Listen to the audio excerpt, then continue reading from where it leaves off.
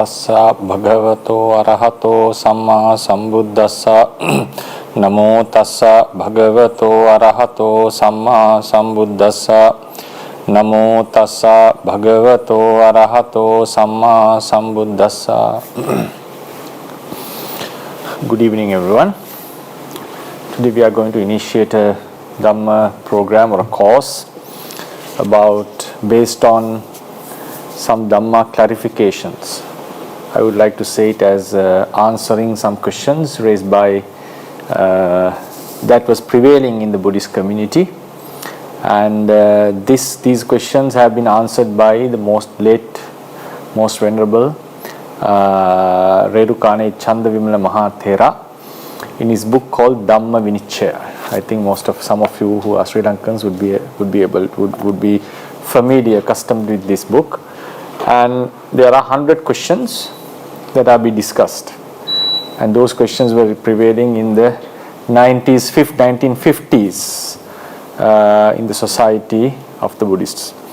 So what I found was by clarifying these questions, and those questions are very practical and are that very much related to our day-to-day lives. So that would enlighten us and shed light upon in certain fields of Buddhist life, so we can clarify our doubts and also uncertainties about certain issues, such as what would happen to the donations that are made to the Sangha, and how could the Sangika Dana could properly be made, and some questions related to karma, and some questions related to the Buddhist literature, and also certain questions that are among the Buddhists about paying respect to Buddha statues and so forth.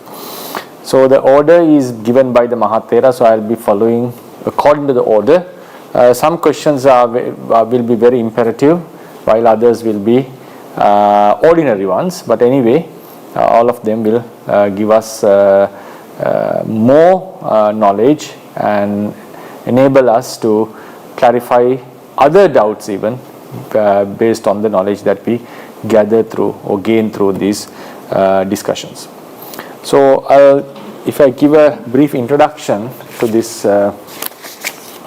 program, so the book is called Dhamma Vinicchaya. It's written in Sinhalese letters, Dhamma Vinicchaya.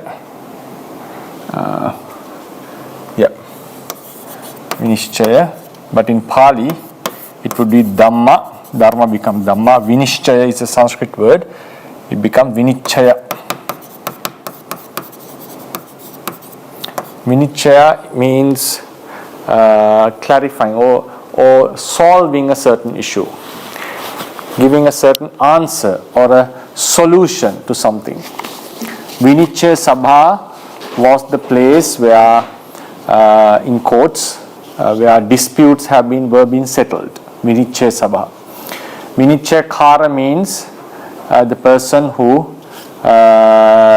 solved the disputes. So that's a judge. Courts are Vinicchaya Sala. Judges are called Vinicchaya Kara. Dhamma Vinicchaya means the solutions that are given to certain Dhamma issues, like questions that are related to the Dhamma. And Mahathera has organized them in into certain groups. When you read the 100 questions, you are able to understand why he has arranged them in such a order. But anyway, the first few topics will be quite ordinary. Some may have doubts about certain topics and some may not. So it depends on the type of the personality and also the nature of the question. So the first question, that is, I have given you a handout, and if you are interested in following these lectures in future, you are very well invited to join a WhatsApp group and a Viber group run by the Institute, and you can join this. So all the information regarding the lectures and all the handouts will be distributed in these groups. So you can have your handout. I'll be referring to this handout, and it's been translated. The Sinhalese book has been translated part by part, and now I've given 10 questions. I will not be able to do all the 10 today for sure, And we are going to have these lectures on every first Sunday of a month. Every first Sunday, but only this week because we had we had to do Abhidhamma lesson in the first week of this month, so we postponed it to the second week. So since from the next month, we'll be doing the program on every first week, every Sunday at 8 p.m. to 10 p.m. Sri Lankan time. The first question, so if you are, I'm referring to the handout that I have given. If anyone didn't get the handout, I kindly request Uddiyani Unantana to post this, so share this in the chat box so others can download it. Did the Buddha make a rule or request that his disciples must make statues of him and worship them? Because sometimes on those days in 1950s, there was a certain sect emerged in Sri Lanka refuting all the ideas of paying respect to Buddha statue, because Buddha statue is something made out of clay or something made out of some material, and this has no specific living essence, and this has no relationship with the Buddha. It made sense to most of the people that paying respect to the Buddha's relics, because they belong to his body parts, and also paying respect to the Bodhi tree under which he got enlightened, made sense to many because they have some kind of a relationship with the actual Buddha. But when it comes to a Buddha statue, which is made out of some clay taken from the earth, or a Buddha statue made out of wood or some other material in these days, it has no whatsoever relationship with the actual Buddha. So if so, what is the purpose of paying respect to a Buddha statue? First of all, the first question that he is asking is, did the Buddha made any such request that Buddha statues of him should be made? So in the Tipitaka, we don't see such a request or such an order given by him. Obviously, that is Mahathera's opinion. A person who is quite humble and who has less desires, and especially someone who has fully eradicated the desires, would not prefer or would not suggest others to make a statue of him. That's obvious. That's an obvious thing. Even a monk who has less desires would not. If someone makes a statue, there's a different case. But we would not ask someone to do so, because if you are telling someone to make a statue of yours, it shows that there's some kind of a expectation of veneration, of popularity. A Buddha, someone who has completely eradicated all the defilements related to greed and conceit, would never request a person to make such a statue, because it's against their ethics, it's against their actual mindset. But it is true that by making a Buddha statue and paying respect to the Buddha, to that statue, one can accumulate great merits. But the first question the Mahathera is asking, did the Buddha make a rule or request that his disciples must make statues of him and worship them? The clear answer is no. The clear answer is no. So before we read the handout, Mahathera had given a very nice story which happened in the Buddha's time, during the Buddha's time. Once when the Buddha was, because every early morning, he normally investigates the world, check the living beings, and find out if there is anyone who to whom that he could preach Dhamma and rescue from the samsara or give some relief in the samsara. So at that time, one morning, he saw a lady of a low caste. In Pali, they were called Chandalis. In the Sri Lankan society also, quite till recent time, there were some castes called Chandalas. Mostly they are called outcasts.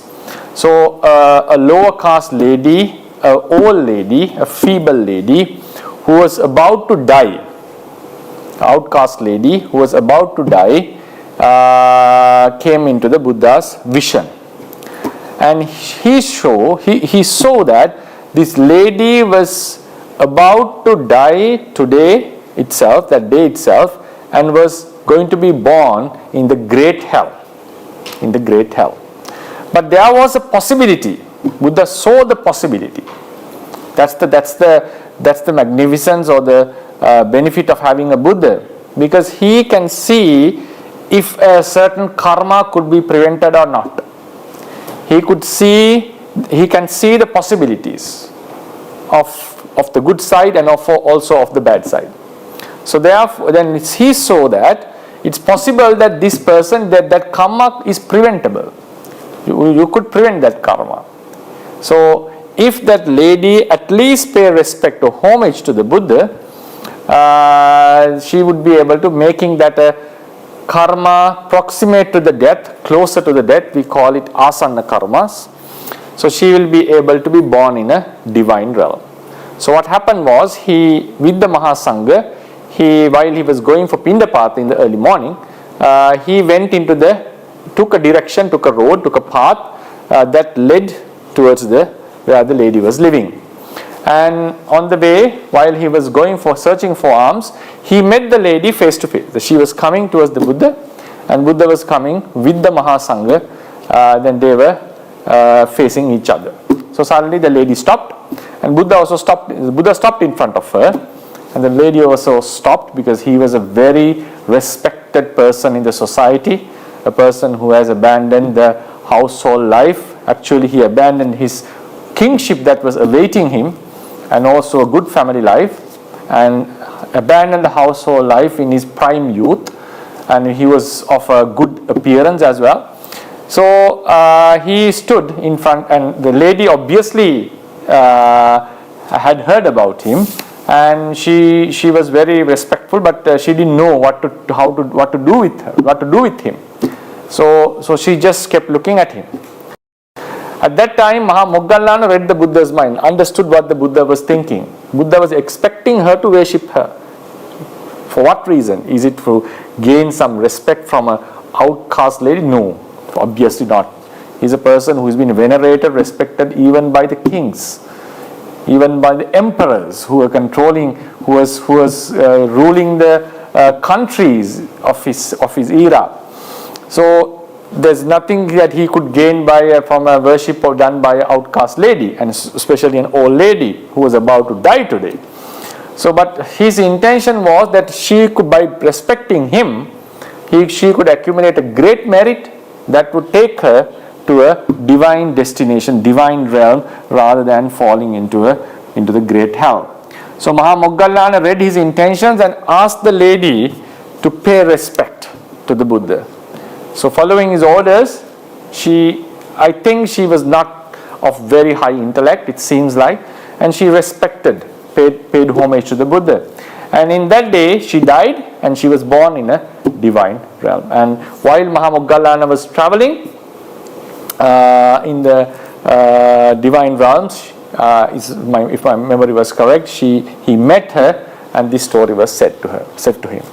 And so what Mahathera's argument is, now even on that occasion, he didn't ask the lady to pay respect to him. So even in such an occasion, he didn't ask her to pay respect to him. So how could he make a rule or a request that his statues would be made and paid respect at? So it's not something a Buddha would do. It's also obvious in some sutras and also in the Vinaya, Buddha has clearly mentioned Buddha deserves veneration.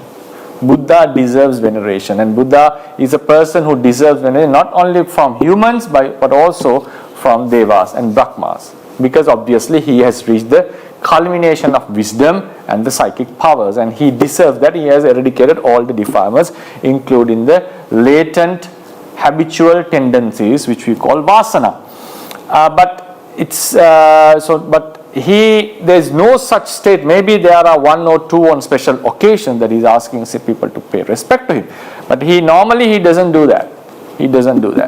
So therefore, Mahathera is of the argument that Buddha has never made such a request, but he didn't deny or he didn't say that not to make any statues. For example, when the Mahaparinibbana was about to happen, Venerable Ananda, who was struck by great grief, came to him and asked, how should we arrange your funeral rituals? How to make the pyre and what sort of celebrations or respect that we should make. At that time, Buddha said, you don't need to bother about that. You just worry about your own practice. The lay people would take care of it. It's a duty of the lay people to honor the Buddha's body. Then he asked, how should they respect the Buddha's body? And he said, Buddha's body as the Tathagatas, because that's the ritual, how the Tathagata's body should be treated. He said it should be treated like it should be treated like the body of a Chakravarti.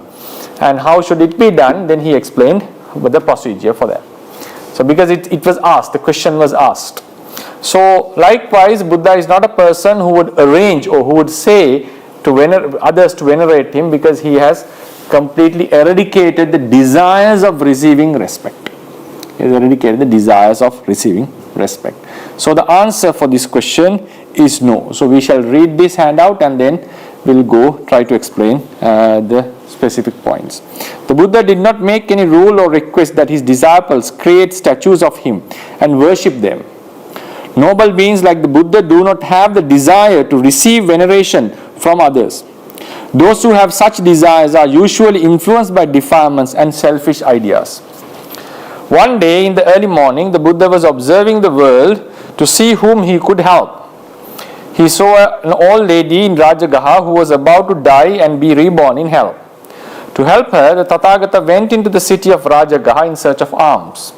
His objective was to inspire the old lady to pay him respect and accumulate great merit, leading her to a blissful destination after death. The Tathagata met the old woman who was walking with the help of a stick. She was very feeble. He stopped in front of her but did not ask her to pay respect to him or perform a meritorious deed. At that moment, Mahamoggallana Thera, knowing the Buddha's intentions, recited the following verse to encourage the old woman to pay respect to the Tathagata. Chandhali vande padani gotamasya yasassino taveva nukampaya atthasi muttamo. Chandhali, the outcast lady, please pay respect at the feet of Gotama, who has high fame. Taveva anukampaya atthasi uttamo. This great sage stood here, stopped walking, having compassion towards you, to help you. Abhippasadehi manang arahattam hitadini kippam panjalika vande parittang tava jivitang. May you have gladness or faith or pious, the feeling of faith towards arahantas who have eradicated defilements and who does not change based on the objects tadini. Kippang panjalika vande, may you pay respect to him quickly. Parittan tava jivitang, you have very short lifespan left. The old woman paid respect to the Buddha, died on the same day, and was reborn in the divine realm. See appendix for the full story. I have given in the appendix, but it's in Pali actually, because this would be a book also would be given to monks to study in our institute, so they can read their Pali. So that's why I have given the Pali story.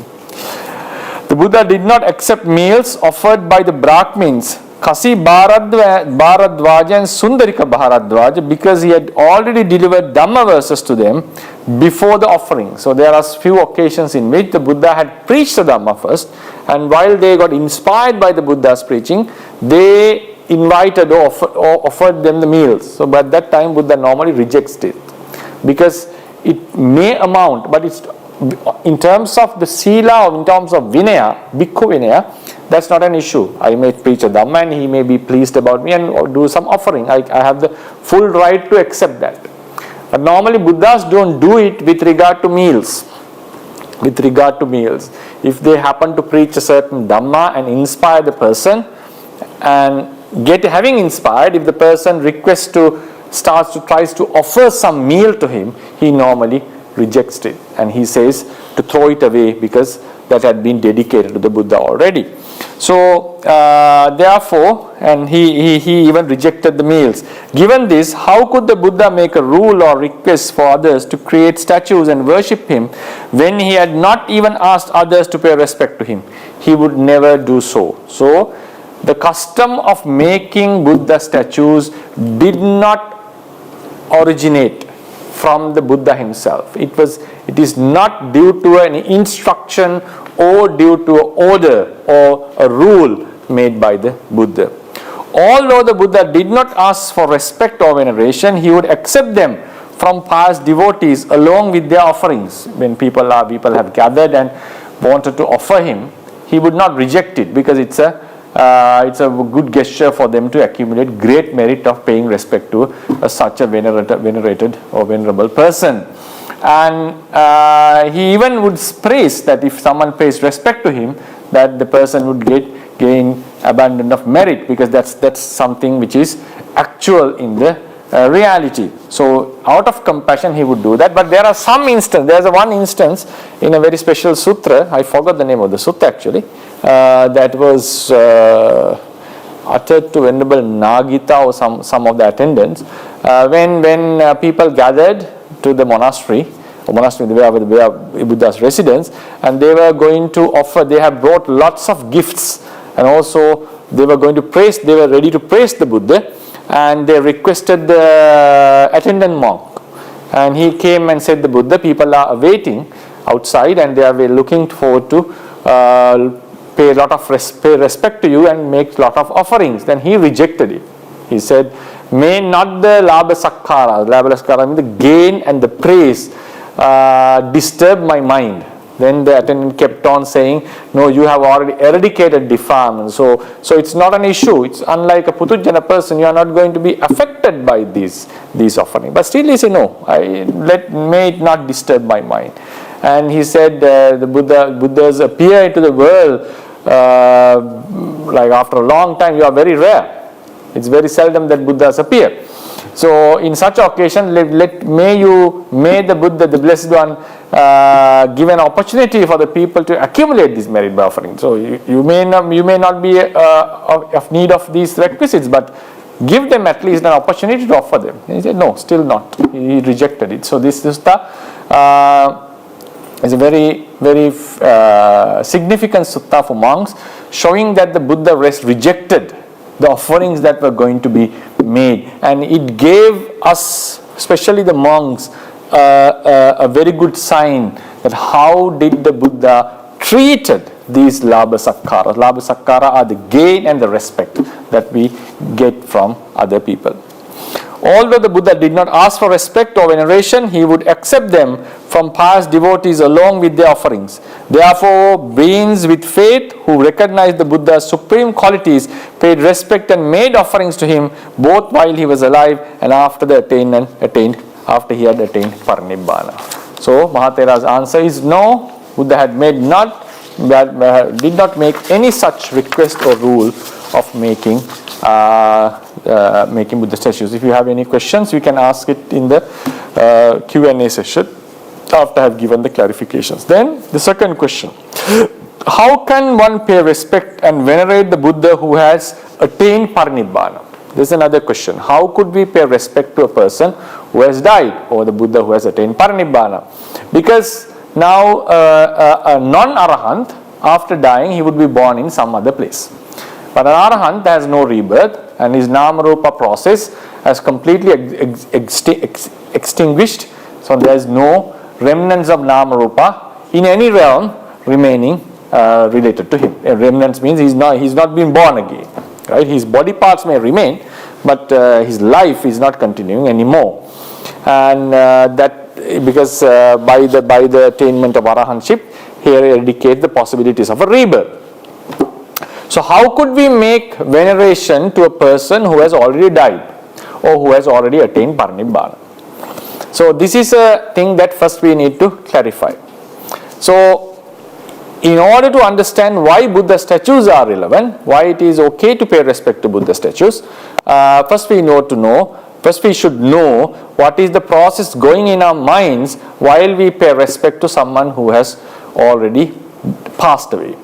Now our minds, now for example, this, if you take this as the mind, Chitta and Chetasikas are also there. Chetasikas. This Chitta always, according to Buddhist philosophy, Chitta arises always taking an object. This is the object, for example. This I may write as consciousness. Always the mind focuses at an object. In Western philosophy, we call this intentionality. It's a very technical term. Some philosophers believe that not all the consciousness do not need an object. For example, moods are not related to any object according to them. But some philosophers think that every consciousness, all the time, consciousness is related to a certain object. That's called the intentionality in philosophy. There's nothing related with the intention in that term.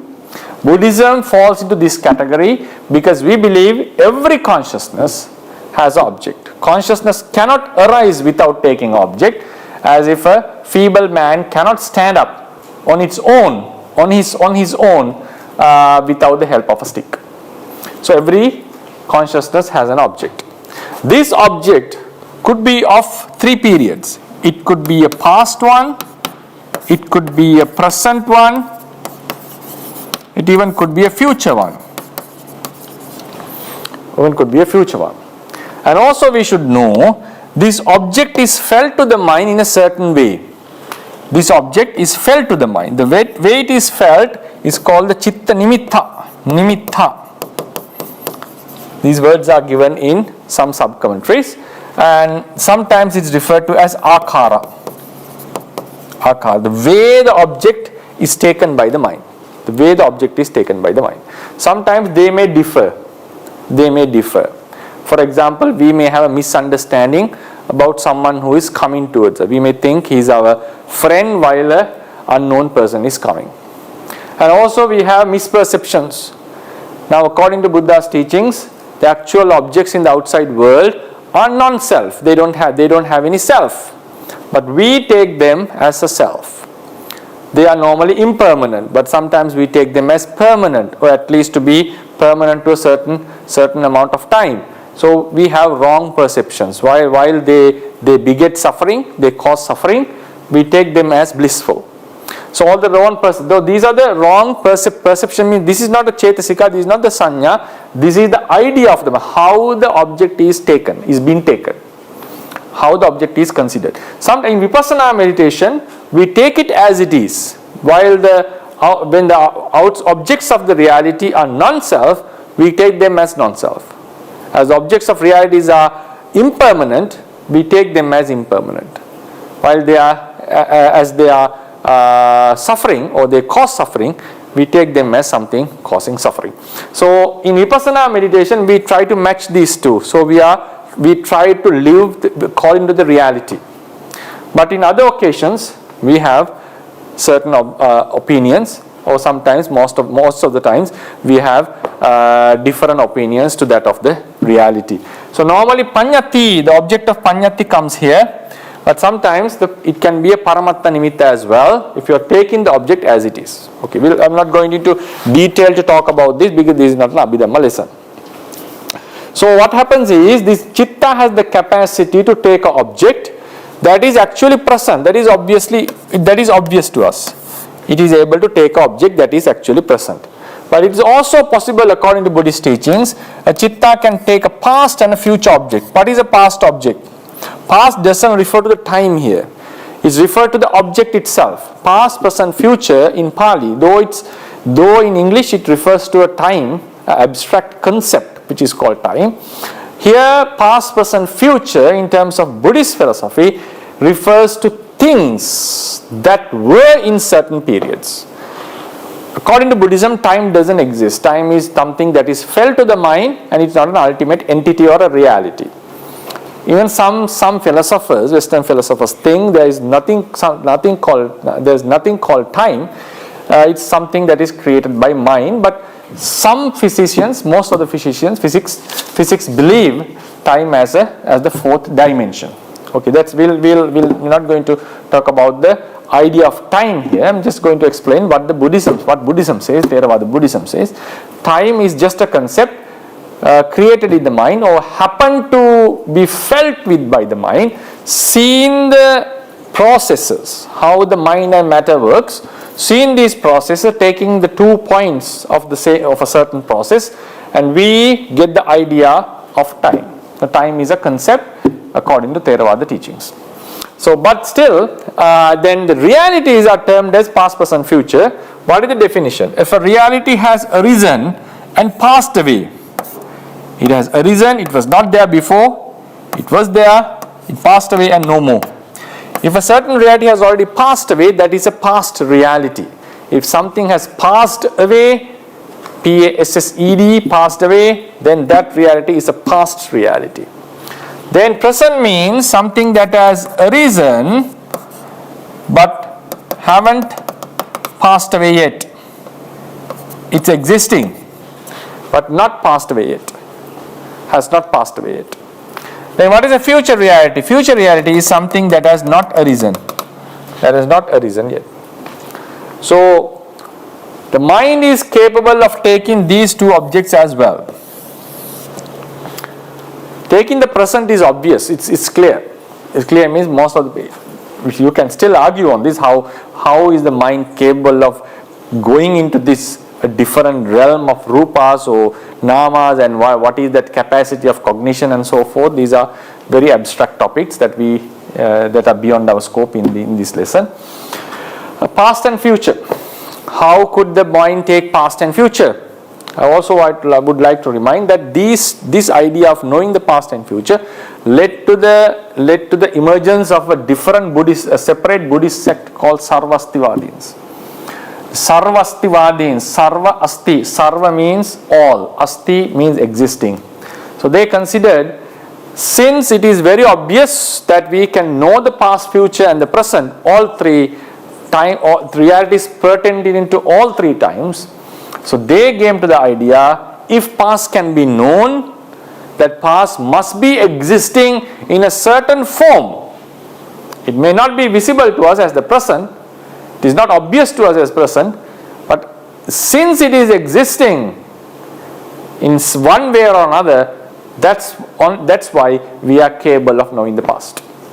And sometimes we do see future with psychic powers and also in dreams sometimes. So if future can be felt or future can be known, on rare occasions at least, it means future is also existing in some form. So what happens is, the realities, they go through the time, when they come to the present, they manifest in a way that can be felt with our ordinary senses, like the five senses and so forth. But when they pass away, they are still existing in a certain form, so sometimes they can be known or recalled by our minds in the sixth sense of the mind. So, but the Theravadians, they have argued on this in the Kathavattu. They have said, no, past and future doesn't exist according to Buddha's teachings, because Buddha has said, Yadatitang pahinantang, what is past is completely gone, it has vanished. Appattancha anagatan, the future has not come. So past and future should not be existing in what way? In any of the ways. That was their argument. But Theravadins haven't given us a specific way or specific reason why Chitta could take past and future. It seems like that they have taken it as a capacity of the Chitta. The Chitta has the attribute, has the capacity to know a reality that has already vanished, and also to know something that is about to arise in some cases. So anyway, so Chitta has the capacity, according to Theravada, Chitta has the capacity to know something which has already passed away. Something which has already passed away. So then there are few ways of cognition. For example, when we are seeing something with our eyes, this is a direct experience. It's a direct experience, and we don't need any evidences to prove it as well. For example, if I'm seeing something, That's self-evident. You don't need any proof for that. According to skeptics, this cannot be proven because in the end you go into circular argument. I'm not going to talk about that. According to skeptics, you cannot prove it with evidences even while you're experiencing something with your senses at the present moment. But normally we take it for granted, and we would normally say, while we are now, for example, you are looking at this lecture through your Zoom or whatever device that you are using, so you are self-evident about it. We take it as an exact experience that we are having, and that experience is very, very clear and vivid. And also we can recall something that we experienced in our past. For example, sometimes we will be able to recall some incident which happened few minutes ago, or something that happened few months ago, sometimes few days ago, few years ago. We will not be able to recall everything, but at least certain incidents that our mind can recall or catch. Now, so that is also self-evident. I myself, or the person, knows there is something called false memory. Yeah, that's something it can happen, but in most of the cases we know that we can recall something that happens to us. So that's why we can even give this as evidence in quotes that I experienced, or I did this, I saw this, and so forth. So these are the direct experiences that we have. Now think about this scenario. Thinking about something that is not at your presence. For instance, if most of you have seen the Mahacheti in Anuradhapura, or think about Shwedagon Pagoda, whatever, which is not in front of you at the moment. If you think about it at the moment, surely a certain picture would appear in your mind. You will see a certain picture in most of the cases, resembling to what you have seen in a picture or the last time you saw it. If you are recalling your experience, how you saw it last time, that's a different case, because that is something of your first-hand experience, that you are recalling what you have seen, what you experienced. That's a different case. I'm talking about thinking about the Mahacheti at this moment. I just want to pay respect to Mahacheti. So I think about Mahacheti and pay respect to that. So according to Theravada teaching, that's the point here. My mind is taking the present Mahacheti that is existing at this moment. My object is the present Mahacheti, present Shwedagon Pagoda. It may be felt as something that you have seen. So it may be felt, it was known to the mind through an object that you have seen, but the actual object is the present object that is over there. The present object. So I'll repeat again. If I'm paying respect to Mahacheti from here, even though its color has changed, for example, its color has changed, I recall it, I pay respect to it. Now obviously I will feel it as white while the color has changed actually. So according to Theravada teachings, my object of reference, actual object, is the Mahacheti which is present. But I may think about it in a way that I have seen it, maybe in a picture or maybe with your first-hand experience. When it comes to karma, what matters is this, not this. I'll give another example for this. For instance, I'm telling about a monk whom I met in Burma, someone whom you have not seen, and I start to accuse him or criticize him.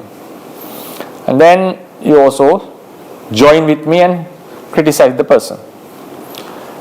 And obviously when I'm relating the story to you, a certain image may appear in your mind, and because you'll be also having a mental image while I'm talking about this story, and you will also, for example, I'm telling something that person, a bad thing that the person has done, or something that I doubted. So then what happened? Now you had an image. For example, when I say about Burmese monk, you had a certain image of a white monk or a certain appearance of Burmese and so forth. And next day, unfortunately, I found out that the person has already attained arahantship, and we have accused, while the time we were accusing, few months ago, he has attained arahantship, and I had a complete misperception about his behavior. So I come and tell, there is something serious has happened. We both have accused, think that both of us have said him the fool. So we have said those words. So we have said the words fool. So I would say that was a great mistake. That person was an arahant, and I had a misunderstanding. So then I would feel like I have accused an arahant, and I do an apology to him. I have to ask for apologies, because otherwise it's going to create a huge problem for my sansaric lives. Then I show an actual picture of the person to you. Now imagine you had a certain picture while I was relating about a white, fair color monk. But this monk happens to be a traditional Burmese person who is quite a little bit darker, and which has no resemblance with your image at all. The person whom you thought was different and the person I am showing is completely different, because you had a different mind image from what I did. Because when I am talking about a story, always now think about the expeditions made by the Emperor Alexander. We would all have different images going through our minds, right? Based on our experiences when we are listening to such a story. Now, that person had a certain mental image, while when it was not resembling to the actual person. So when I showed him the actual photo, you would say, "Oh, come on! I had a person of a fair color. I had the image of a fair color person, and you are showing someone who is a darker person than this. So that is the person I accused, not this person." If you bring such an argument, what would be the answer? I would say no. You cannot get rid of that like that. You cannot get rid of the karma like that, because both of us were referring to the same person. You told him a fool to whom I was referring. So we were both in the same discussion and we were accusing the same person. It was not a misunderstanding. For example, if I misspelled a noun or misspelled a name, or if you have understood someone else, for example, you thought that is this person, and while I was telling a different person, then there is a mismatch. But you have no idea about whom I was talking, and I was referring to a particular person, and you had no misunderstanding about different person. So you are referring to that same person with your mind, but with a different mental image. Because my mental image was mostly resembling the person because I have seen him, but you had a different mental image. If you start to say, no, my mental image was different from whom you are showing, so I have not accumulated ariyopavada or accusing an arahant, no, you will not be free from that. What is the reason? We both of us were having the same object of reference. This is the object of reference. This is the mental image. So when it comes to the karmas, what matters is the object of reference, not the mental image. Even you have taken it with a different mental image, as long as we were referring to the same object of reference or object, then the karma, we are accumulating the karma based on the natures of this object. So that's what happened with the present objects. Now think about a past person.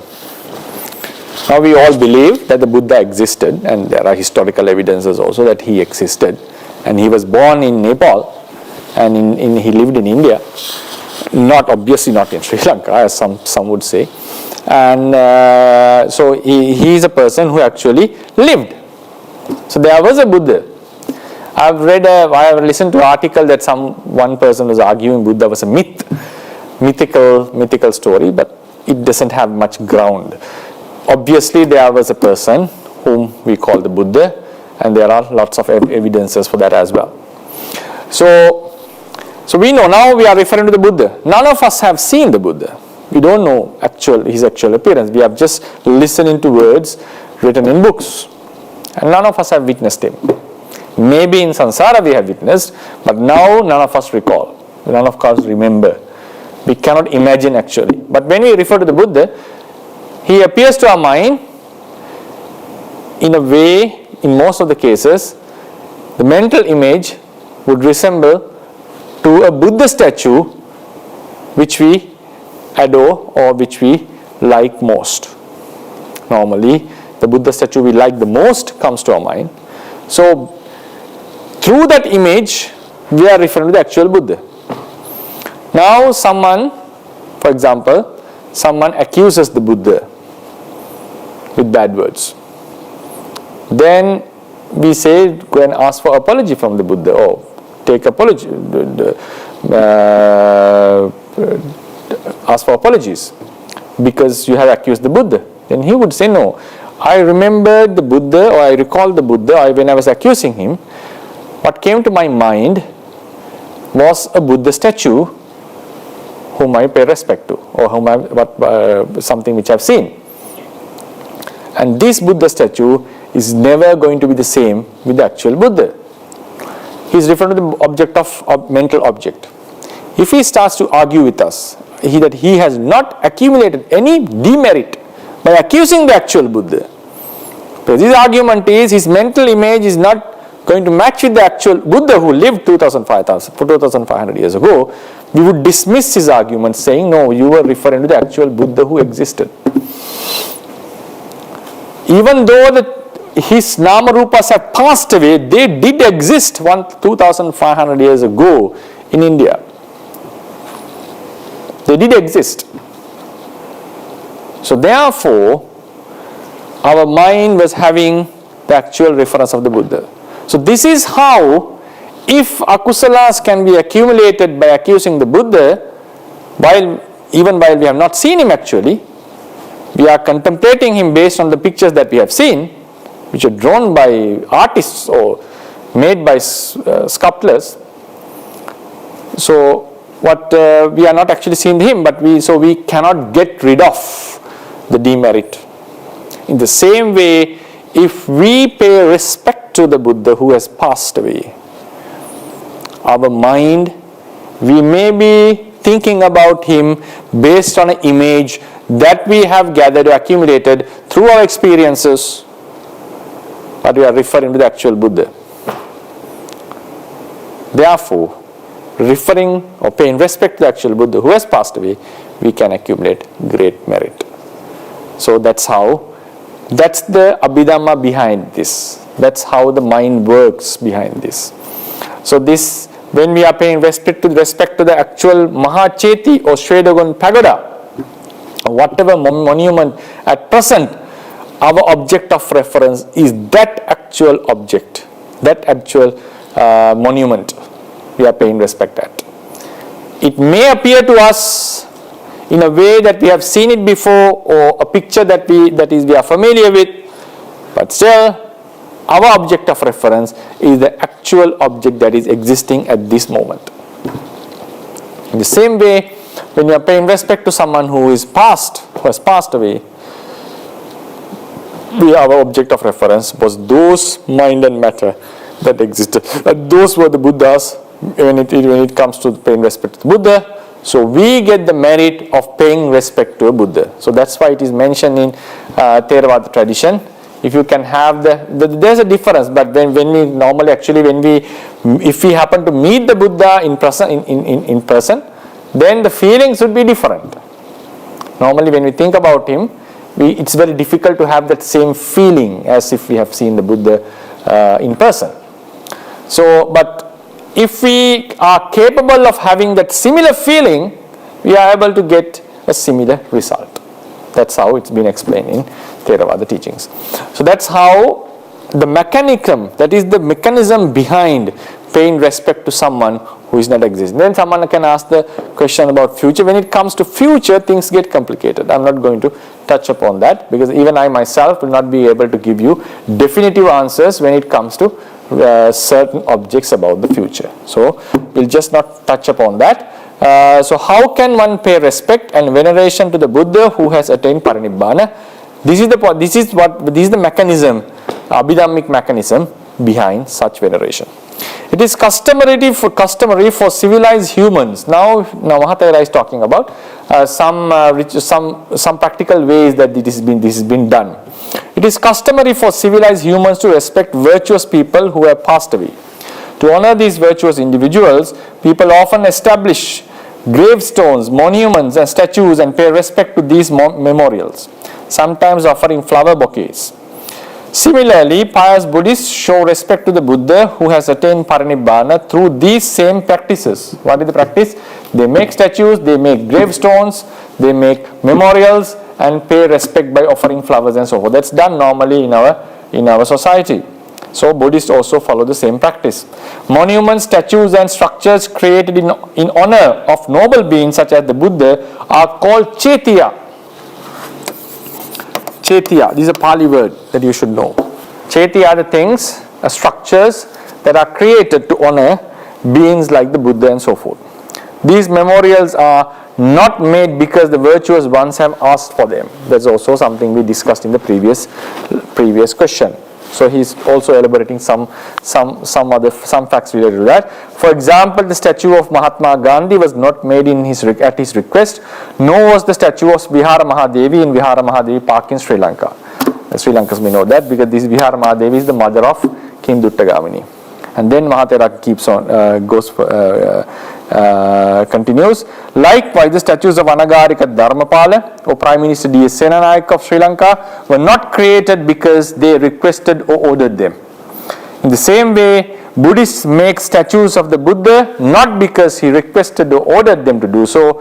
However, this custom of creating memorials for various individuals and paying respect to them was not rejected by the Buddha. Rather, it was accepted by him. He accepted this custom. He accepted means he said that a Buddha, a Pacceka Buddha, arahant and a Chakravarti deserves a chaitya. Deserves such memorials. He didn't talk about creating Buddha statues, but chaityas, yes. Stupas, memorials, pagodas can be made. Tupa Araha Puggala. He appreciated this. He didn't request to make anything for him, but he requested this custom. He acknowledged this custom. Threefold chaitya. In those days, people who had faith in the Buddha and respected him would visit Jetavana Rama to honor him. However, when Buddha was traveling to different regions to preach Dhamma, these various visitors would leave flowers and aromatic offerings in front of his kuti and then return home without experiencing much joy from the offerings, because Buddha didn't stay in one place. He used to travel in various districts and countries preaching the Dhamma which he founded. So the people in Savatthi used to visit this Jetavana monastery because that was his base location where he used to stay the most of the time.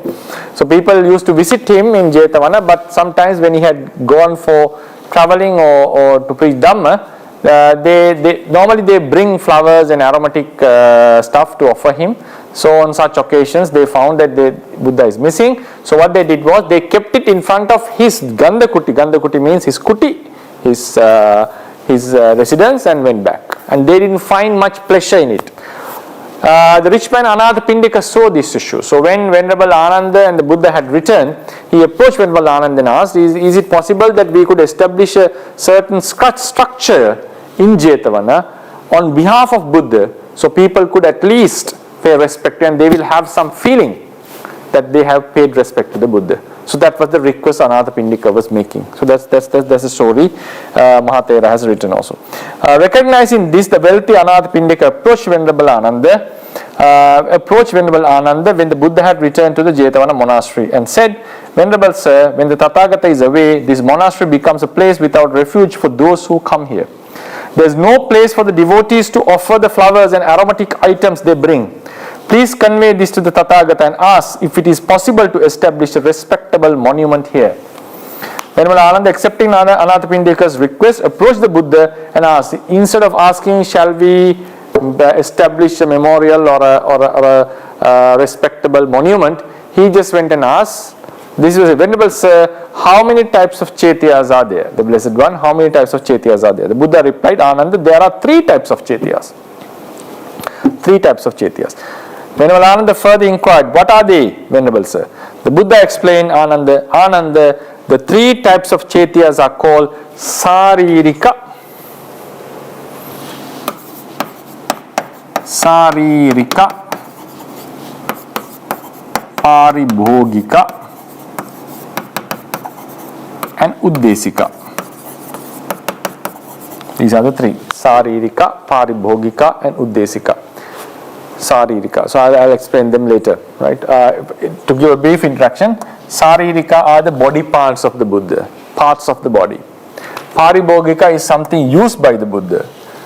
It can be his robe, or the beds or chairs that were used by him, his kuti, residence, and also the Bodhi tree under which he spent 1 week after the enlightenment, and also under which he got the enlightenment, attained the enlightenment. Uddesika are the remaining structures that can be structures or pictures, whatever sign that can be used in terms of like referring to the Buddha. Referring to the Buddha. It could be a depicting or a picture, or it can be some other sign which doesn't contain, or some other object which doesn't contain body parts or something that he has used. Okay, we'll come to that explanation. And he said there are three. Venerable Ananda then asked, Venerable Sir, is it possible to make chaitiyas while you are alive? The Buddha clarified, Ananda, it is not possible to create saririka chaitya while the Tathagata is alive. This can only be done after Tathagata has attained parinibbana, because you cannot extract body parts from his body while he is alive, obviously. But there is a one saririka body part that could be taken and paid respect while he was alive. That those are the hair relics. Hair relics. So according to the story of which we find in the Mahavagga when the Tapassu and Ballikas made the request after going for refuge under the Buddha and Dhamma, so they said, is there something a respectable object that we can have, so we can pay respect instead of, because we will not be able to meet you again, so is there a thing that we can pay respect at? Then he rubbed his hair and gave 8 strings of hair. Later on, both of them visited back Buddha, and one became a monk and attained arahantship, and one attained sotapannahood. And the Myanmar people believe that both of them came to Myanmar, and those hair relics are enshrined in the great Shwedagon Pagoda. In Sri Lanka, the history says they came to the eastern region, and they built the stupa enshrining 8 relics which is called Girihandu Saya. So there are different stories behind this incident. So anyway, and also in Sri Lankan chronicles we have a story of Buddha giving some hair relics to a divine being called Sumana Saman. That is actually Sumana Devaraja. In Sinhalese we call Sumana Saman. Sumana and Saman are the same words. Sumana is the Pali word, while Saman is the Sinhalese word. So Sumana Devaraja, he offered them to the Sumana, and he built the Mahiyangana Stupa in Sri Lanka, enshrining some hair relics. So anyway, there is an incident in the Tipitaka it is mentioned that he gave the hair relics to the Tapassu and Ballikas. So normally he was actually referring to the bones, and so actually he was referring to the bones. So you cannot extract bones from his body while he is alive. The Uddesika Chaitya does not contain either Saririka or Paribhogika objects. Uddesika Chaitya is just a monument or an object that doesn't contain any body parts or something that he has used. A monument becomes a Uddesika Chaitya simply by being honored with devout mind. Okay. By considering if this is a Uddesika, for example, if this is a kind of a monument, if we think as this resembles or this refers to the Buddha, if my mind, if I start to respect this as the Buddha, for example, this as a sign of referring to the Buddha, then this becomes Uddesika. But if that Uddesika contains some relics or an object that he used, then this becomes Saririka and Paribhogika accordingly. Right? So for example, think about a pagoda, a stupa that we make. This is just a monument. This is just a monument. In Myanmar, we have this kind of pagodas. Right? So these are just monuments. They have no specific value in veneration, receiving, because they are just made out of bricks. Our houses are made out of bricks. These pagodas are made out of bricks. So why they become so sacred? One reason, if you enshrine the relics, then they become saririka chetiyas. They are enshrining or they are covering certain relics. So we are paying respect to the relics actually, with the stupa with the relic chamber. If you are enshrined, for example, according to the chronicles of Sri Lanka, there is a stupa in which the Buddha's belt is enshrined. Buddha's patra is the ball is being enshrined. So things that he used, so they become paribhogika chetiyas. But if someone is unable to find relics, these monuments are just monuments. But if the person starts to respect it as if respecting the Buddha and consider these as the Buddha, then this becomes uddesika. So that is what is mentioned here. A monument becomes an uddesika chetya simply by being honored with a devout mind. Okay, if we start to respect a certain monument and consider it as the Buddha, then it becomes an uddesika chetya. The Mahabodhi tree under which the Tathagata sat is considered the paribhogika chetya.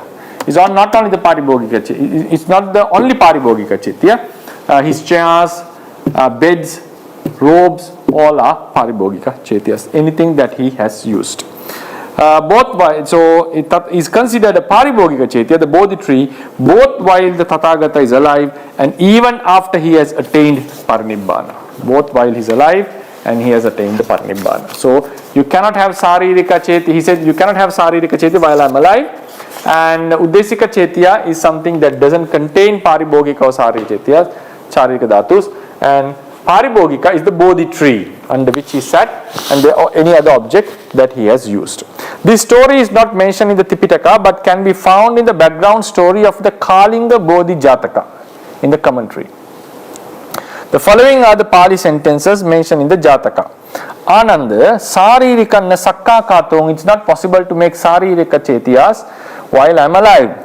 Tanhi Buddhanang Parinibbana Kale Hoti, after the Parinibbana you can have Saririka Chetyas. Uddesikang Avattukang, Uddesika doesn't contain Avattukang, not Avattu, Avattukang. It doesn't contain either Saririka or Paribhogika objects.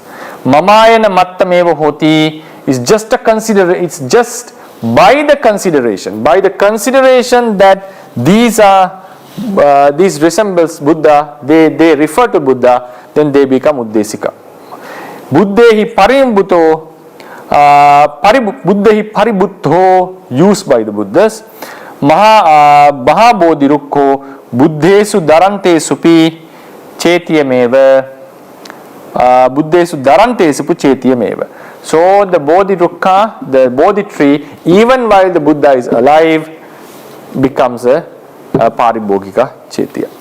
The phrase now he is referring to how could one pay respect to the Buddha. So we can pay respect to a Buddha through these three things. That's what he is mentioning. Even at the absence of these three, still you can pay respect to the Buddha. But normally they gives us some kind of a feeling that we are paying respect to the Buddha. So having such monuments are very valuable because we can get the idea of the Buddha by respecting such physical objects. So relics, these are the relics. These are the Bodhi tree or any other object that he used. Then Uddesika are the monuments that doesn't contain relics or anything that he has used. So there was an argument on those days when the Mahathera was alive. Some considered now Uddesika are there. Now these Uddesikas are the ones who doesn't contain relics or something that the Buddha has used. Now think about the Buddha statue. Buddha statue is a Uddesika chetya. It doesn't contain relics normally. Now pagodas without relics are Uddesika chetyas. So normally these are, and sometimes in ancient days, olden days, they used to draw Buddha statues. Instead of Buddha statues, they used to depict the Buddha in the sign of a Dhamma Chakka, wheel of Dhamma. Sometimes Buddha's chair was drawn. They were afraid to draw the Buddha's figure because maybe they must have considered as a disrespect, because we are unable to draw his figure as it is. Right? We'll always draw something inferior to his actual figure. So it makes sense. And these days we draw the Buddha's picture. So these are all uddesikas, because they don't contain saririka or paribhogika chetiyas. So what happens is, some argued that there is no such a thing called uddesika chetya in the literature. It cannot be referring to a Buddha statue or a physical object. It's just the consideration itself. Just the contemplation of the Buddha's attributes is the uddesika chetya. That was their argument. So we will look into this argument. The phrase uddesikang avattukang mamayana mattamev hoti can be challenging to understand. There has been some debate over whether it is appropriate to pay respect to Buddha statues based on this statement. When investigating the meaning of such brief statements, it is important to look at the background story. Additionally, one should examine how the same concept is explained in commentaries, sub-commentaries and other literary sources of the tradition. It is also essential to consider how ancient teachers of the tradition have approached this matter. So we have to look at the background story, how this thing is being discussed in other books, in commentaries, sub-commentaries and other sources of literature, and how the tradition has dealt with this. That's also a very important point. If one tries to interpret such sentence at face value, it means like just looking at the meaning shallowly without going into the without having a thorough investigation, the actual meaning might be missed. Some who misinterpret this sentence argue that an uddesika chetya is not a separate physical object, but rather a mere contemplation of the Buddha's attributes. However, interpreting the sentence this way contradicts the background story. Venerable Ananda asked the Buddha about the chetyas, because according to the background story, Venerable Ananda asked the chetya about the chetyas with the intention of providing a physical chetya for devotees visiting Jetavana to worship. So that was his purpose. So he was asking chetyas about a monument or physical object that we can keep in Jetavana, so people could. So Venerable Ananda came and asked the question, what can we establish in Jetavana monastery at your absence? So he was asking for a monument. So therefore, saying that uddesika is just the mere contemplation of the Buddha's attributes doesn't make sense. Right? Ananda asked the Buddha about a chetya with the intention of providing a physical chetya for devotees visiting Jetavana Rama to worship. If someone is asked about an object of worship and responds by mentioning something that is not a physical object, it would be akin to saying, this is a Sinhalese phrase that Mahathir has given, I have coconut in my bag. When asked, where are you going? We say, so what he's asking, where are you going? He says, what is in your bag? So the answer is irrelevant to the question. So such an answer is irrelevant and without substance, without any essence. The Buddha, being a wise teacher, would not have provided an answer that lacks essence. If an uddesika chetya were merely the contemplation of Buddha's qualities and not a physical object that could be worshipped, the Buddha would have only mentioned the saririka and paribhogika chetyas in his answer and omit any reference to an uddesika chetya. Because if uddesika chetya is just a mere contemplation, there is no purpose of saying or naming it as a chetya. The fact that he included an uddesika chetya shows that it is a physical object that can be venerated. Therefore, interpreting an uddesika chetya as something non-physical contradicts the background story. Then he goes to the definition of chetya. This is also very important. The term chetya is defined in the commentary on the Nidikanda Sutta as follows. Chaitabban chetyang pujetabbanti uttang hoti. This means that the chetya is something that should be respected or honored. Something, some physical thing. It is not possible to call something that is not an object, not a physical object, object of veneration a chetya. If it is not a physical thing, you cannot call it a chetya, object of veneration. Mere contemplation of the Buddha's attributes, which cannot be presented as something to be worshipped, cannot be a chetya. Considering uddesika chetya as non-physical does not align with the definition of the word chetya. Obviously, it doesn't align with the definition as well. It says something that can be respected, because mere contemplation is not a thing that can be respected. The term matches its definition only when the Uddesika Chetya is considered a physical object. The following is how the three types of Chetyas are defined in the commentary of the Nidikanda Sutta. Tam panetang Chetyang Tividang Hoti. I'll go to the translation. I have given the translation actually. Paribhoga Chetyang, Uddesika Chetyang, Uddisaka Chetyang, Dhatu Chetyanti, Tatta Bodhirukko Paribhoga Chetyang, Buddha Patima Uddesika Chetyang, Dhatu Gabba Tupa Sadatuka Dhatuka Chetyang. So this is how it's been translated. Chetya is threefold as Paribhoga Chetya, Uddisaka Chetya and Dhatu Chetya. Out of them, the Bodhi tree is the Paribhoga Chetya. A Buddha statue is an Uddesika Chetya. Stupas that have a relic chamber enshrined with relics is a Saririka Chetya. The phrase Buddha Patima Uddesika Chetyang clearly indicates that a Buddha statue is an Uddesika Chetya. This is how the commentators have explained this. Both the Jataka commentary and the Kuddaka Pata commentary were written by the same author, who would not contradict himself by presenting different information in different places. Since the Kuddaka Pata commentary explicitly states that a Buddha statue is an Uddesika Chetya, the phrase Uddesikang Avattukang must be understood to mean that an Uddesika Chetya is a physical object that can be worshipped. So Uddesika Chetya is a physical object that doesn't contain relics or anything that the Buddha has used. The phrase Uddesikang Avattukang signifies that there is no Saririka or Paribhogika object within an Uddesika Chetya.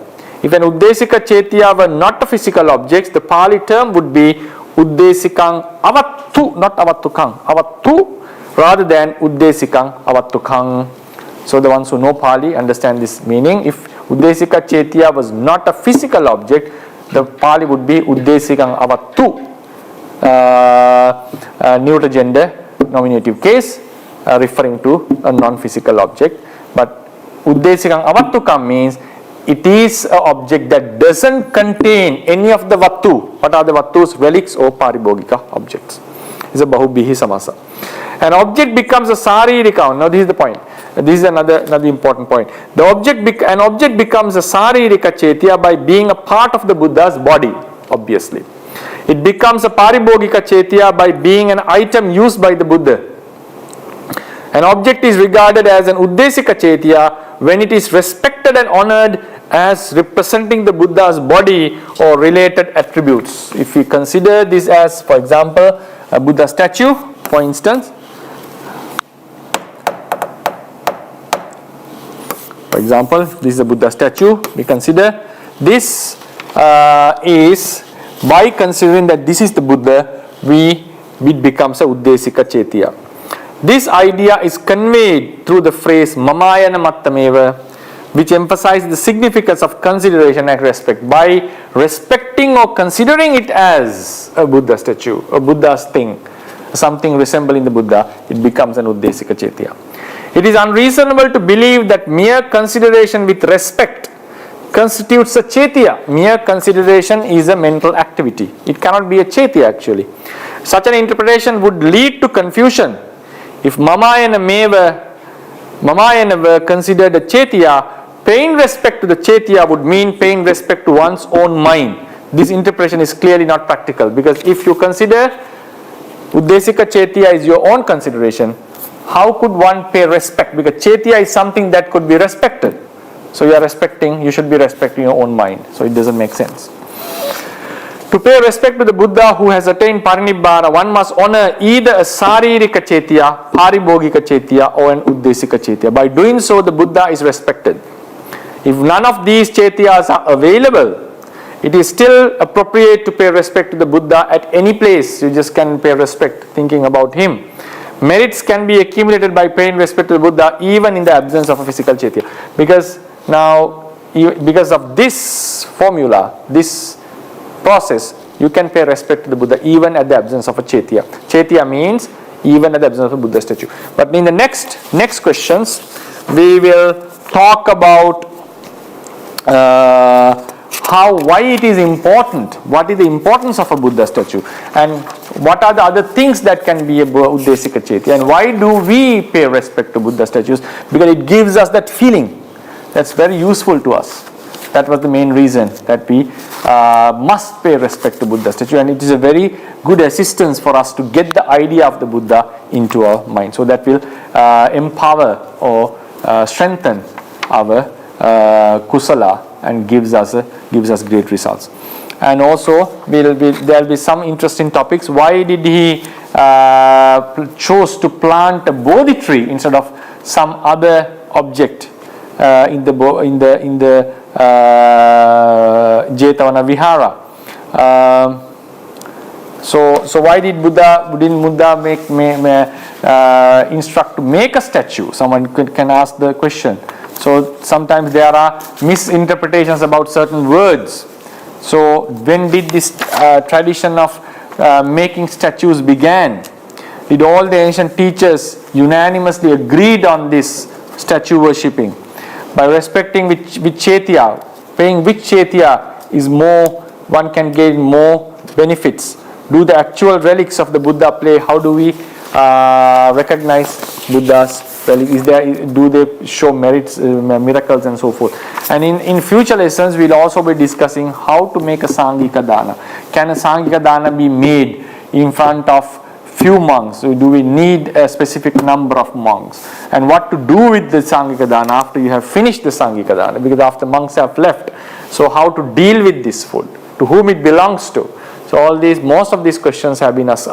So if someone pays respect to devas, for example, deities, do they lose their Buddhisthood or disciplehood by merely paying respect to devas and so forth? So these kind of very interesting topics. So how to deal with astrology in Buddhism? How do we manage it? Is it in line with the Buddha's teachings or not?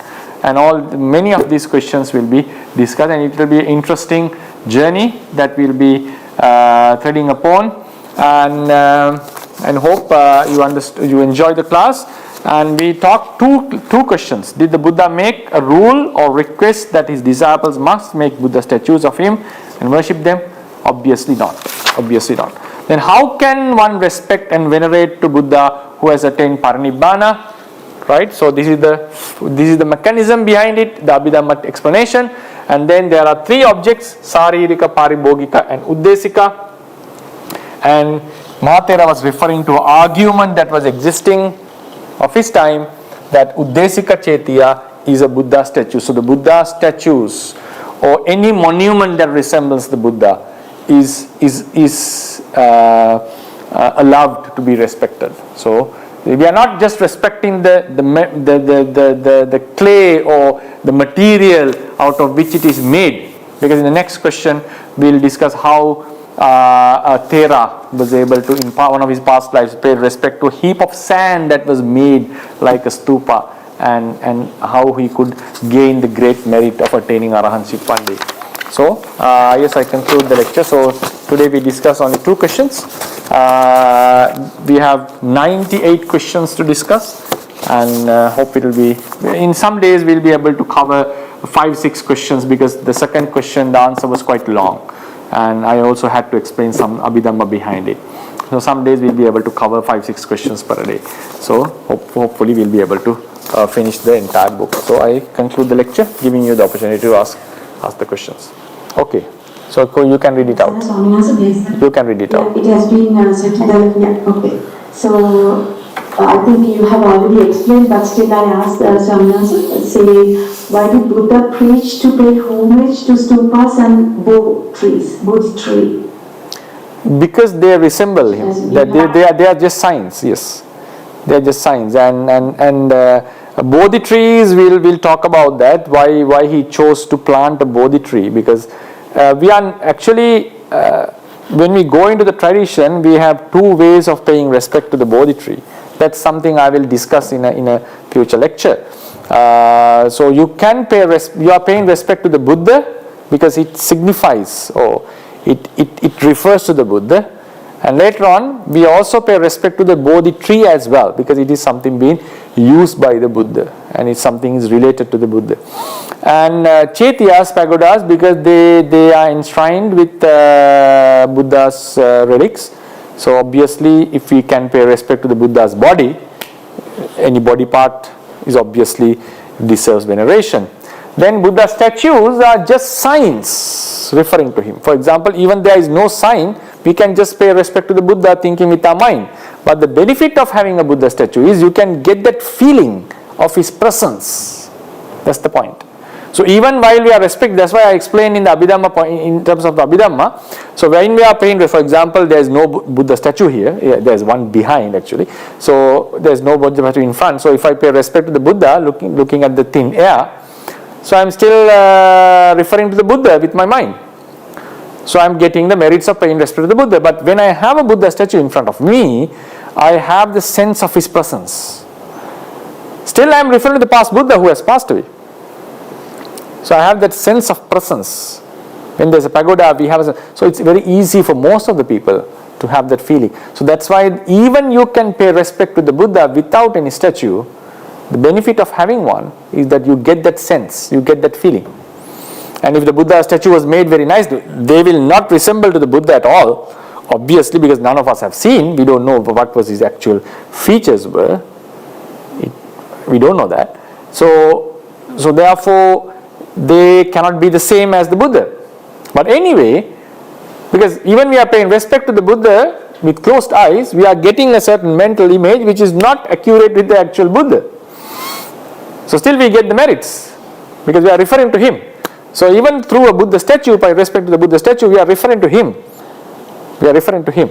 So that's the point here. So Buddha has, according to the commentaries, Buddha has, and also Buddha has said in Mahaparinibbana Sutta, these Buddhas, Pacceka Buddhas, Arahants and Chakravartis deserve. They are Tuparaha Puggala. Tuparaha means they are worthy of getting stupas, monuments built for them.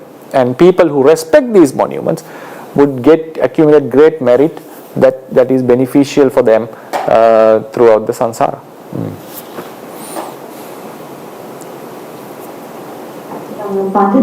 There is another question from Mr. Nandana. You can proceed with your question.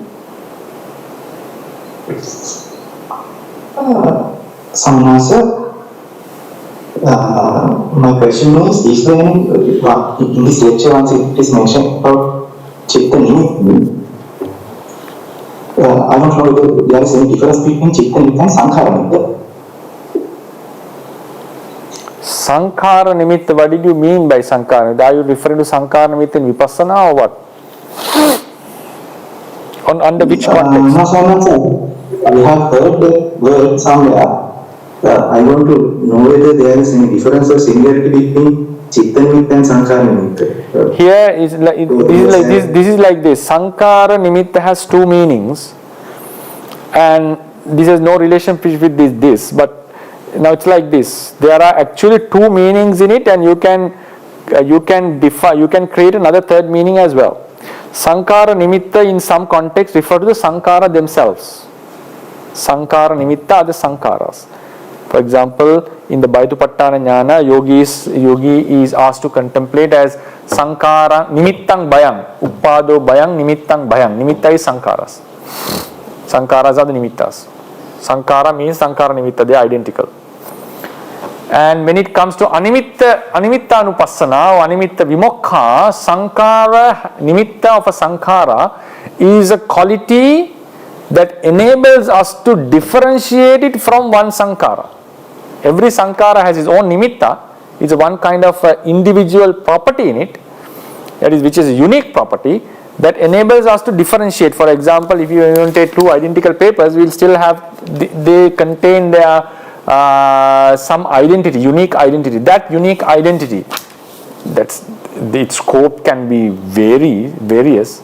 So that quality that a Sankhara possesses is called Sankhara Nimittas. In the name Sankhara Nimitta. So in some places Sankhara itself is called Sankhara Nimitta, and some places it's an attribute that the Sankhara possesses. then possesses. Then when you are in contemplating vipassana, you focus on sankharas and you have a certain mental image because you are not able to see the sankharas as they are. For example, none of us will be able to see the rising and falling of one chittakana. So, but we'll also be seeing, always be seeing some lineage of chittas and so forth.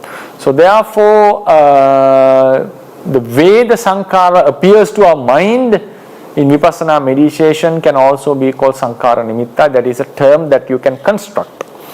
But the actual two meanings of sankhara nimitta, in one place it refers to the sankharas themselves, and also attribute of the sankhara.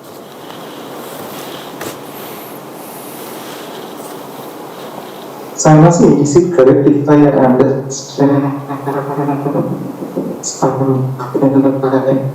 We cannot hear you. Your voice was breaking. Armins is a sankhara, Patavi, meaning like this sankhara. So I'm asking, is it clear? I couldn't hear your question. Patavi, I just heard Patavi only.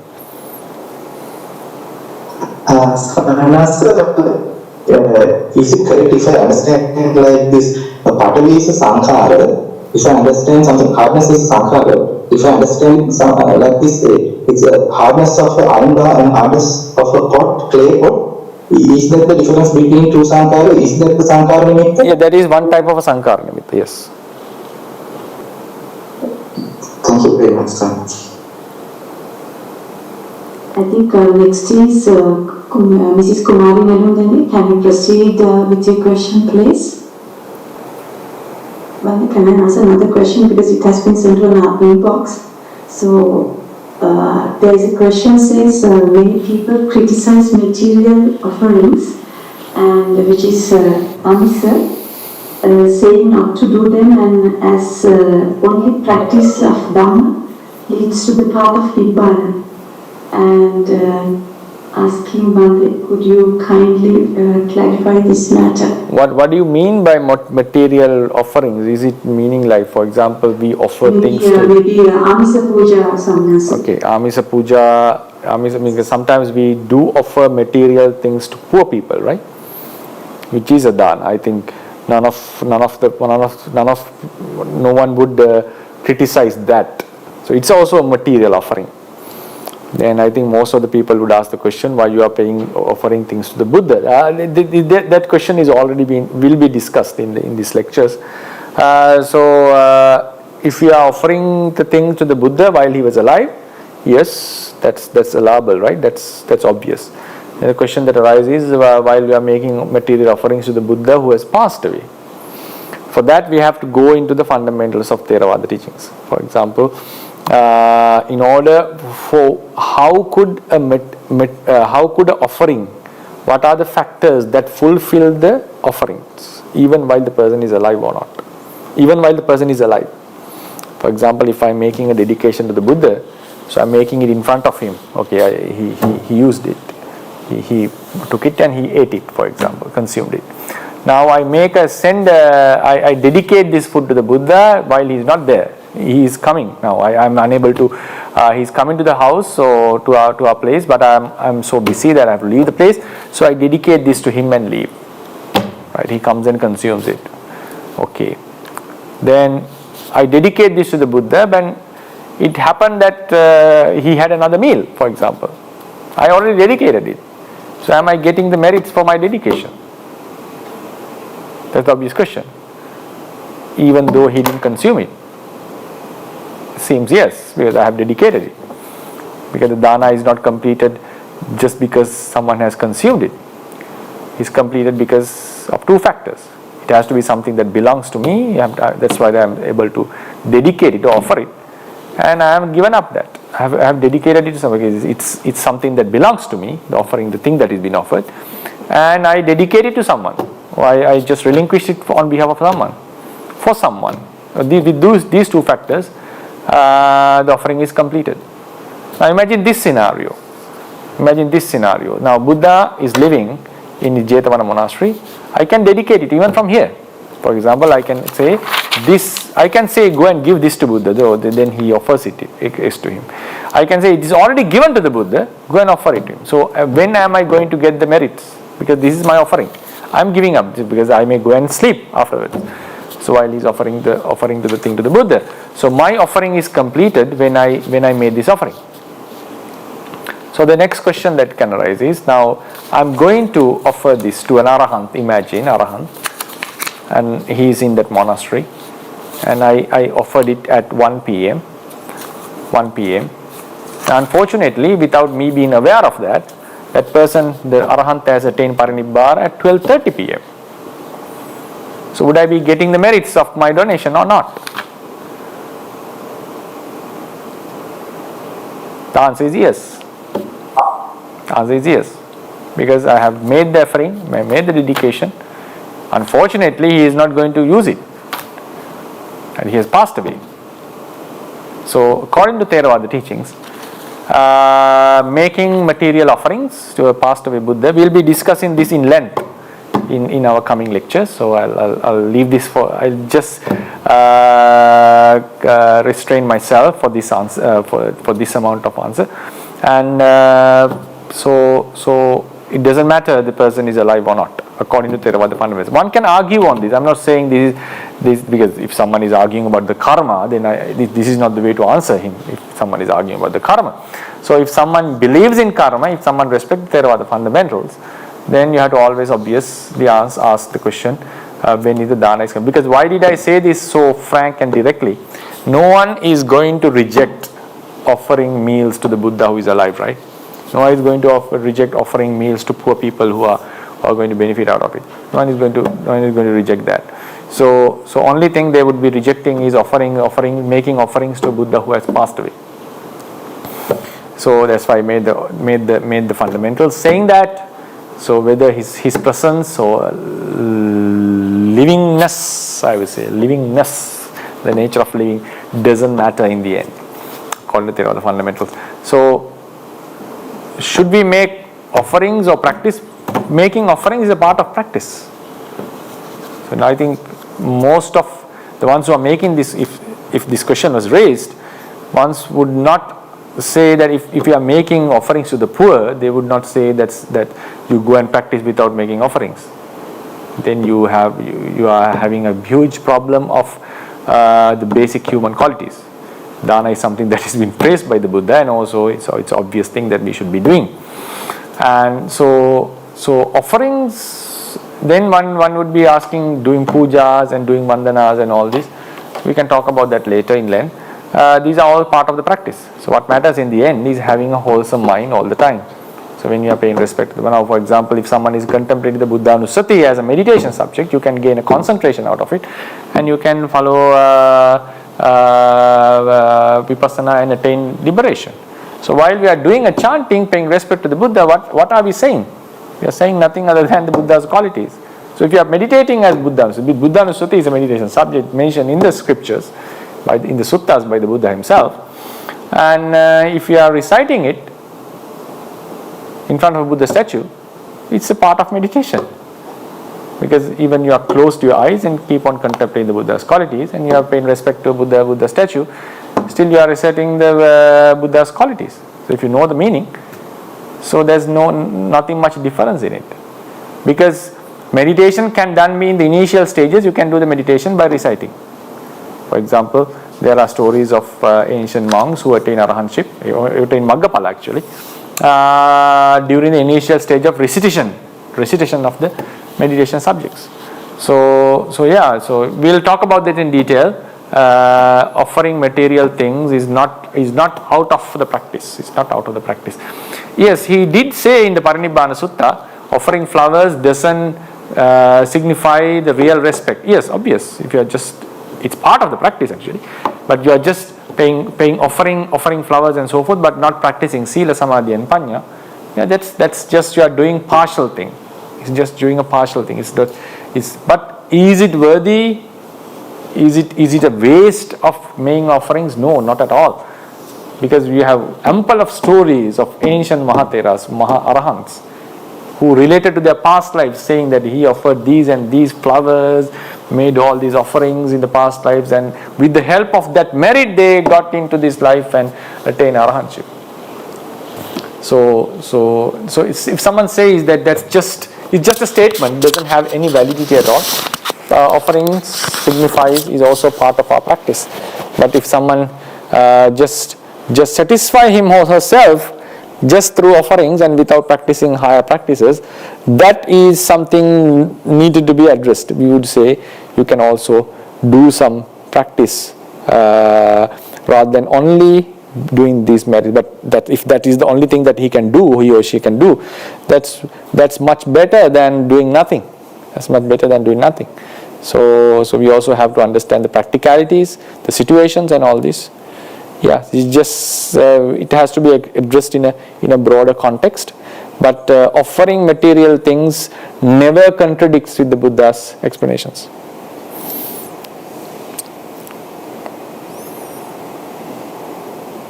One thing, have you got any 1 minute? There's another question. Yeah, go ahead, ask. Mrs. Kumari Renukane, you can proceed with your question. You can submit your question now. At the beginning I got this question, but in the middle and at the end I got the answer for that. But I would like to have a further clarification. I heard that by embodying the teaching and leading a mindful without going to the past and future, as you said, compassionate life, Buddhists should honor the Buddha in spirit rather than through physical representations like bodies. But, Sorry. I beg your pardon, I didn't get the last part. Can you repeat the question again? Yes, I mean to honor the Buddha, the best way of honoring the Buddha is in spirit rather than through physical representations like stupas, Buddha statues. But without stupas and statues, isn't it difficult for a person, especially for children who have not raised to the path, to cultivate that mental state? Because I got first-hand experience with my children. When I have a Buddha statue, it is easy for me to persuade them for that path, even to observe concept. But in that case, are these physical representatives very effective in that regard? Obvious is not only for children. Yes, I hope you have presented your question right. So it's not only for children, even for adults, even for the ones who have grown up in spirituality. Still when you see a Buddha statue, that's the time that the sense of the Buddha comes into our mind, and it's very easy for us to have that idea. And even you can contemplate looking at the Buddha statues and start to do the contemplation of Buddha's attributes. So the physical representation is very helpful to our mind. It's not only for children. So yes, making pagodas have been instructed by the Buddha. That means pagodas means monuments. Instructed means he says that the Tathagata deserves that. And by paying respect to these monuments, build for them. For 4 types of people: Buddha, Pacceka Buddhas, Arahants, and Chakravarti Rajas, the universal monarchs. Many people accumulate great merits and will be born in good destinations. So yeah, it's something that is very useful and a custom that has been followed for traditions. And it's just what matters to us is how do we consider about it? How do we consider about it? And Bodhi tree is also a representation of the Buddha, and the relics themselves are the part of the Buddha. So if you, for example, if you happen to now imagine if someone is capable of getting the Jesus Christ cloth that he wore while he was being crucified, it's something that is so valuable for the Christian people. It's something that they would really honor. Even, for example, the one if you find a king who served the country, if you find his crown, or if you happen to find his sword, that would be something very valuable for the ones who really respect him. So that the honor, the respect, it can evoke that feeling.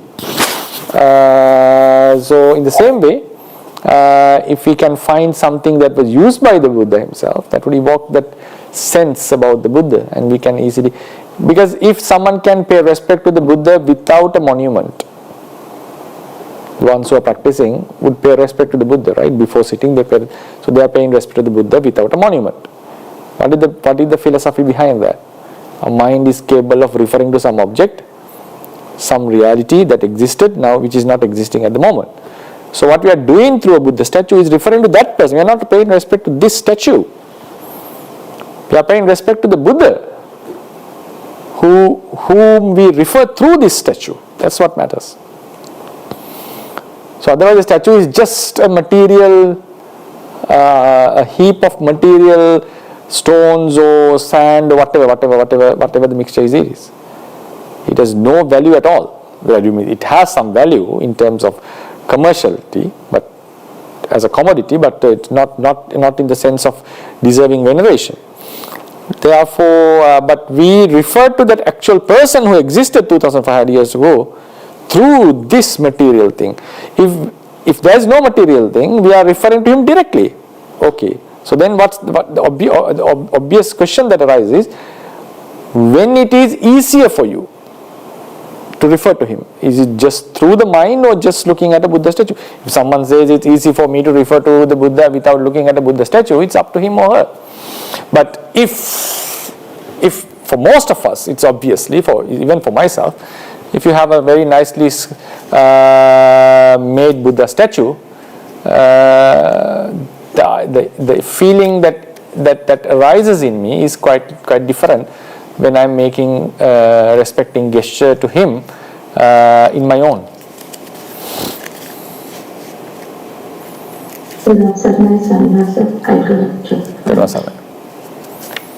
Bhante, I think that's all for today. Okay. And now it's finished. Some answer. Okay. Then thank you for listening. Bhante? Oh, yes, you have raised your hand there. Bhante, can I ask you a question? Maybe it's nothing to do with the Dhamma Vinicchaya lesson.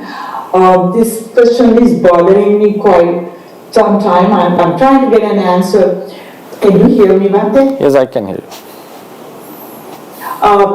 This is something, when arahant become arahant, they remove all the klesha, bad klesha. But when Buddha become Buddha, what is the difference between Buddha and arahant when they attain nirvana? Is it something to do with vasana? And can you elaborate on vasana? I'm not clear on vasana. The Nibbana they attain, there is no difference in it. It's the same Nibbana. The Nibbana is just one. It's a single reality. And it's not the singularity which is discussed in Upanishad. This single reality is the state of non-arising of suffering. So in terms of the Nibbana they have experienced or they have attained, they are not in Nibbana. The suffering has extinguished, has been, and that there is no difference in it. It's the same. Whoever the Buddhas in the past, in the present, or who will attain in future, or even we attain Nibbana one day, so all this is the same Nibbana. The difference between an Arahant and a Buddha lays on few factors. It's not only about Arahant, we have three categories: Buddhas, Pacceka Buddhas and Arahants. So in order, fundamentally they have removed all the defilements. It happens from the Sotapannahood, starting from the Sotapanna stage. At the stage of Arahanthood, you remove all the defilements that can cause a rebirth. If the defilements of rebirth are removed, there cannot be any rebirth again, so it means the cessation of suffering. The Nama-Rupa process is happening suffering is about to come, lot of suffering is about to come which has not arisen yet. As long as the causes are there, the suffering is supposed to arise. So why we are not free from this suffering even though it has not arisen yet, because the cause is there. Because anytime we die, we are supposed to be born again. That is called the non-arisen suffering. If an asteroid is coming towards the sea and is about to cause a tsunami, even before it has hit the earth, we still take precautions and run away. Why is that? We are afraid of we fear the non-arisen tsunami. Why do we fear non-arisen tsunami? Because the cause is coming, the asteroid is coming. If the asteroid is destroyed, then we'll be relief, we'll relax, because we say, okay, the cause is gone, the tsunami is not going to come. So the suffering which is going to come is something very special in our lives, because as long as the causes are there, even though the suffering has not arisen, it is about to come. So what happens to an arahant is they remove the defilements that can cause this rebirth. So there are defilements. So they remove the defilements. It starts from the stages of Sotapannahood. So this, in order to remove the defilements, it can be done by the chitta wisdom called Magganyana, the wisdom in the path, which understands or which penetrates the Nibbana and also understands the Four Noble Truths: suffering, the cause of suffering, cessation of suffering, and the path leading to the cessation of suffering, which we call the Four Noble Truths, Chatu Ariya Satya. In Sinhalese we will call Chaturari Satya. So these Four Noble Truths are understood by the Magganyana, is a wisdom, and this wisdom is developed through relentless practice for years, throughout many lives actually. Then what happens, this Magganyana arises in 4 times, as Sotapatti Magganyana, Sakadagami Magganyana, Anagami Magganyana, and Arahanta Magganyana. And Arahanta Magganyana is so all these 4 are eradicating defilements to some degree, and Arahanta Magganyana eradicates what is remnant. It doesn't eradicate all the defilements. It removes what is remnant. So eradication starts with the Sotapannahood. Now what happens is, so in order to eradicate the defilements, we have to have the wisdom about the Four Noble Truths. So this wisdom, how one is going to get this wisdom? Some people, most of the beings, get this wisdom with the help of someone else, either from the Buddha or a disciple of the Buddha, or through the books and all whatever. So those ones who gain this wisdom of Four Noble Truths with the help of others and eradicate all the defilements are called arahants.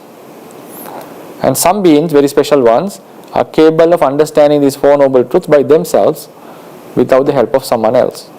Whenever they are ready, they understand this and eradicate all the defilements, and they are called Pacceka Buddha. They also do it in 4 stages. They also go through Sotapannahood, Sakadagamihud, Anagamihud, and Arahanthood. And the difference between a Arahant and a Pacceka Buddha is they have done it by themselves, which is a great margin of difference. Because even Venerable Sariputta would not be able to understand it by himself unless Venerable Assaji or any other disciple or Buddha had preached him the Dhamma. So Pacceka Buddhas are capable of doing it by themselves. So that is a huge difference. So they are far more greater than noble disciples like us. Because in order to do that, penetrate and understand the noble truths by themselves is not an easy task. It's not something very simple. So, and with that wisdom, when they become arahants, when they arahant is Pacceka Buddhas, you can call them arahants as well. But when they become Pacceka Buddha, their wisdom, their blossoming of wisdom is vaster, much greater than that of arahant, because obviously they accumulated great paramis and merits in order to get that capacity of understanding the Four Noble Truths by themselves. And then there's another, but even though they are capable of understanding by themselves, they are not capable of preaching it to others, putting it into words. So they are self-enlightened persons, but unable to lead others toward the liberation. It's not that they don't have the compassion, they don't have the capacity to bring forth this experience and put it into words so that others could listen to it. Then there's another type of beings who understand these Four Noble Truths by themselves, and whose wisdom is so vast, much more greater than Samma Pacceka Buddha, so they are able to put this understanding into words and also show the path and also help the others to come to eradicate the defilements or to understand the noble truths that they have understood. But that those persons have a full amount of wisdom, so they are fully enlightened. We call they are fully enlightened. But even they go through these 4 stages. Bodhisattva under the Bodhi tree became a Sotapanna first, then became a Sakadagami, Anagami, and then finally a Arahant. He is Arahantud at the moment of Arahantud is eradicating all the remnant ones. But he is a Samma Sambuddha because he did it by himself and he is capable of teaching it to others. So at the stage of Arahantud of a Pacceka Buddha, he is called a Pacceka Buddha because he did it by himself. But the others are called normal Arahants because they are doing it with the help of others. So that is the main difference between them. Then when they eradicate the defilements, there is something called defilements that can cause the birth, which we call the defilements, kilesas. So their latent stage is called anusaya, or sometimes we call it appahina avatha. Appahina means uneradicated. It's not a normal, not a proper word actually, English word. Normally we use the word uneradicated. It's a constructed word. Kilesas that are not eradicated. I may use that word uneradicated for the convenience of the usage. So these uneradicated defilements, not only the uneradicated defilements, they are based on them. We normally develop a certain habitual patterns, which we call vasana. A similarity is now when an elephant is bound with the chains for a longer period, he is unable to stretch his legs. So he walks in a certain way, not like a wild elephant. But if he was chained for many years, and even after the chains have been removed, he will be having that same way of walking, even though he could stretch his legs very well. But that is the habit that he has.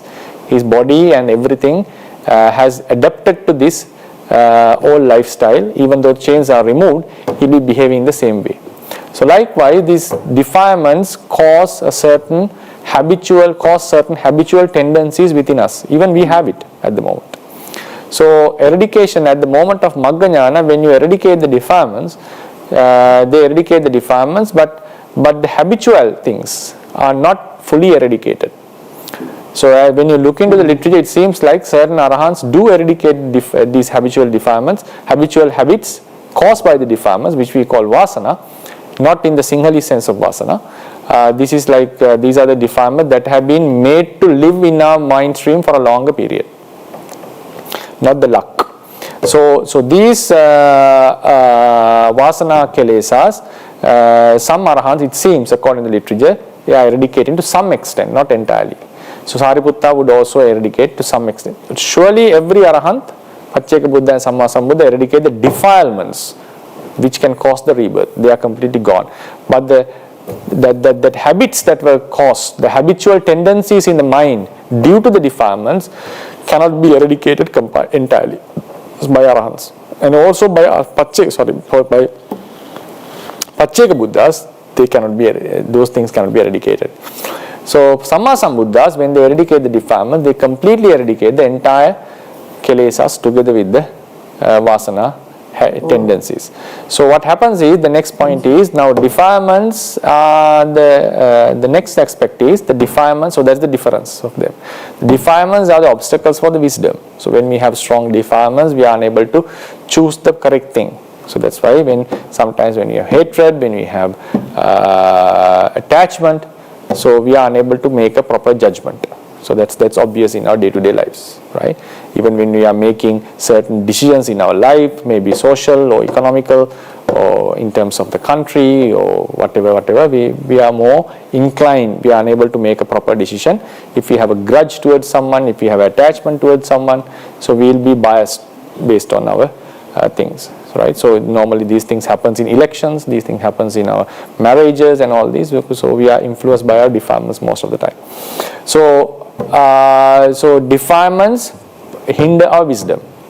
So more the defilements are lessened, wisdom starts to blossom. If it is removed, the wisdom can come into its full capacity. It's not only the defilements that are hindering our wisdom, the vasana kilesas are also hindering, are also obstacles. So when the arahants have completely eradicated the defilements, so their wisdom has blossomed to a great extent, but still it has a resistance by the vasana defilements, vasana kilesas. So more the resistance is lower, the blossoming of wisdom is greater. So Pacceka Buddhas still have some amount of vasana, but they have a greater wisdom, but their wisdom has not reached the 100% efficacy. So but with the Samma Sambuddha, when he eradicates the defilements, he removes with the defilements together with the tendencies, vasana tendencies. So there is no other obstacle in his mind stream for his wisdom. So it reaches the highest level, and that reaching or culmination of wisdom is called the Sabbanyuta Jnana, the omniscience. So this is the next difference between Pacceka Buddha, Arahant and Samma Sambuddha. But all of them, the liberation they have attained, there's no difference at all, because they all attain the same liberation. So now it's time to transfer the merits and also conclude our session. So we'll transfer the merits by reciting the gathas. Idang vo nyati nang hotu sukita hontu nyatayo. Idang vo nyati nang hotu sukita hontu nyatayo. Idang vo nyati nang hotu sukita hontu nyatayo. Akasattha ca bhummattha devanaga mahiddhika punyantang anumoditva chiran rakkantu sambuddha sasanang. Akasattha ca bhummattha devanaga mahiddhika punyantang anumoditva chiran rakkantu sambuddha desanang. Sattha ca bhummatta devanaga mahiddhika punyantang anumoditva chiran rakkantu sambuddha savakang. Chirang rakkantu tvan sada imina punya kammena mame bala samagamo. Satan samagamo hotu yava nibbana pattiya imina punya kammena mame bala samagamo. Satan samagamo hotu yava nibbana pattiya imina punya kammena mame bala samagamo.